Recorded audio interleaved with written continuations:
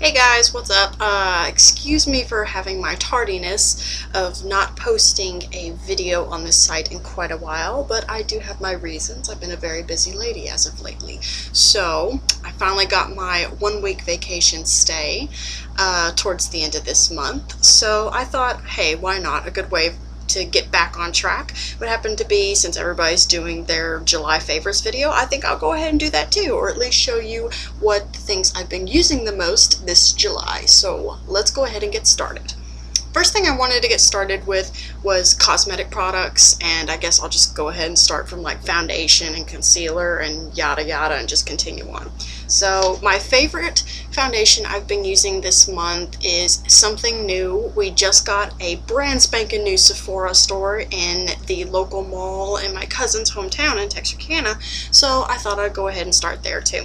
The new foundation that I just bought, I have my pros and cons about this foundation that I kind of like and I don't like, but it is the Tarte Amazonian Clay Tinted Moisturizer, the Smooth Operator Tinted Moisturizer in the color Facade, if you can kind of tell. And this is a good moisturizer. It's got like a light to medium coverage to it. I mean, it's a little bit buildable, but you do have to be careful. It's got some SPF 20 in it, so it does protect your face. But at the same time, it's really hard to buff it into your skin every once in a while. So most of the time when I use this, I use it very sparingly and then just put it in certain problem areas on my face, like my cheeks, because I have rosacea, and then my nose where there's a lot of freckles, and then under my eyes, of course. But other than that, it's pretty good. I think this was $23 at Sephora, and I am a huge Tarte Amazonian Clay, whatever the name term is, of their brand. So this was definitely one of the must-haves on my list that I needed to get. So for my pressed powder, I actually recently got this because of the same thing. I started realizing no matter what kind of foundation I had on, light or medium coverage, my redness was coming through. So I actually went to the Clinique counter and asked them if they had any type of cosmetics that could really help. And she actually recommended to me this, which is called the Clinique Redness Solutions Pressed Powder. And there's not a tone or anything for it, and it's a yellow pressed powder. Let's see if I can do that.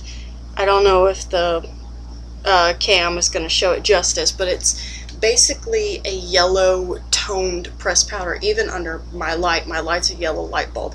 It's not even doing it, but it does the same thing. It's a pressed powder, just like everyday normal pressed powder, but it's a yellow color. And literally what you do is you just take it with a kabuki brush or your regular powder brush and then just lightly tap it and press it.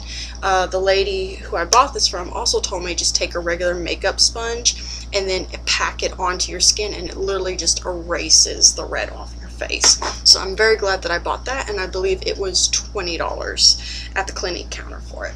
Another thing that I got from Sephora is my favorite blush. It's my current first favorite blush. My second favorite is one that has been sold out for a while and I really badly want it. It's the blush called Love Cloud from MAC.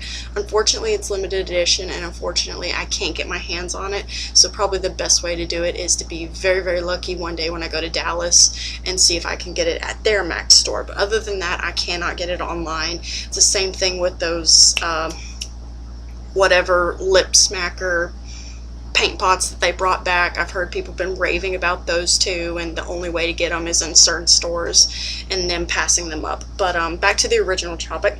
My favorite current blush that I got was also from Sephora, and it's also by Tarte, and it's the Tarte Amazonian Clay 12-hour blush in the color Blissful, because it was the only color I thought that really worked with my face.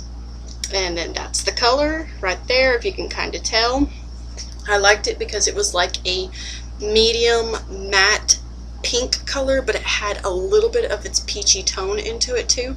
So one of the things that I really hate about these type of blushes is that if I get a peach or a peachy pink, then it just makes my face look inflamed, and I don't like that. So that's why I went with this a little bit darker pink. It's kind of got maybe a little bit of a red hue to it, but at the same time, this is the only blush that I could find that didn't have glitter in it. It's completely matted. It does stay on for 12 hours, or at least all day anyway, and it's well worth my money part into it, so I love it. The next couple of things that I got is I got a primer. This is the Color Corrector Photo Finish Primer from Smashbox, and it does an amazing job. It clears it. It doesn't clear all the redness, but it does help tone down the redness with the collaboration of my foundation and the Clinique pressed powder that I have. And I believe this was $25 or $27, and it's well worth my money spent. So if you have redness on your face or oil on your skin and things like that, Smashbox has never let me down before. Definitely worth my money from Sephora. And then another thing that I actually got like 3 things from NARS. I don't know why, but for some reason I did. I found this concealer. I don't know what the official name for it is, but it just says NARS concealer, and it's in the color light number 2 vanilla. And basically all of their stuff comes out like a lipstick or a lip gloss, and this works really well. I got a color that doesn't match my skin completely, but it's just about a shade or 2 lighter than my original skin, because I use this for mostly under my eyes and around the bridge of my nose, just to kind of highlight that area instead of diffusing or kind of amplifying the dark spots and the rash and the redness and everything. You get the idea what I'm talking about, right? Another thing that I got from NARS was a nude lipstick. This is the NARS Moisture Lipstick in the color Cruising.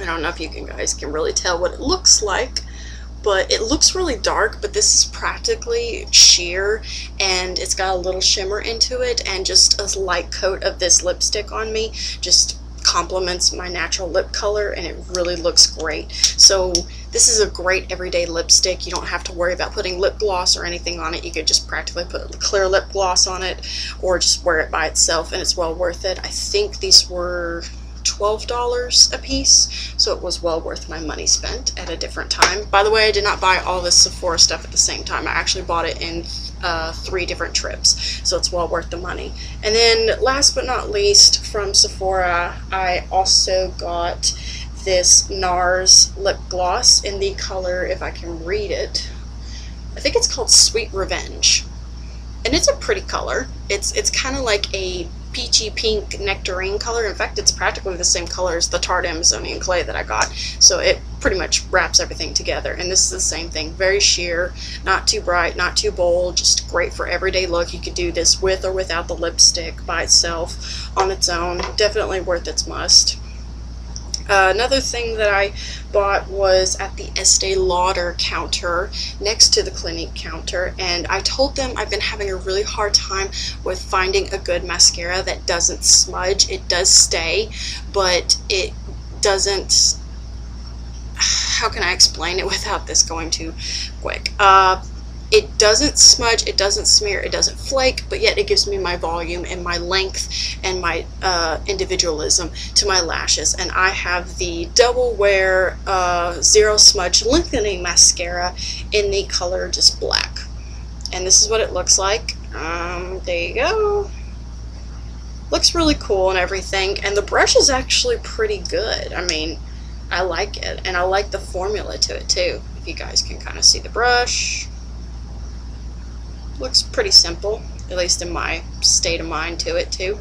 It's not too long, but yet it's not too thick at the same time. It's just the right short length and strength to really volumize my lashes and give it the length at the same time. In fact, this kind of reminds me of, what was it? It was either Maybelline or Revlon, one of their old mascaras that they had years and years and years ago, and it's well worth the money. This was about $13 or $14, and it's worth it. And I got this for free in some kind of Clinique bag when I was buying my 3-step process cleanser and toner, and I loved the little one so much. I was like, wow, I gotta have this.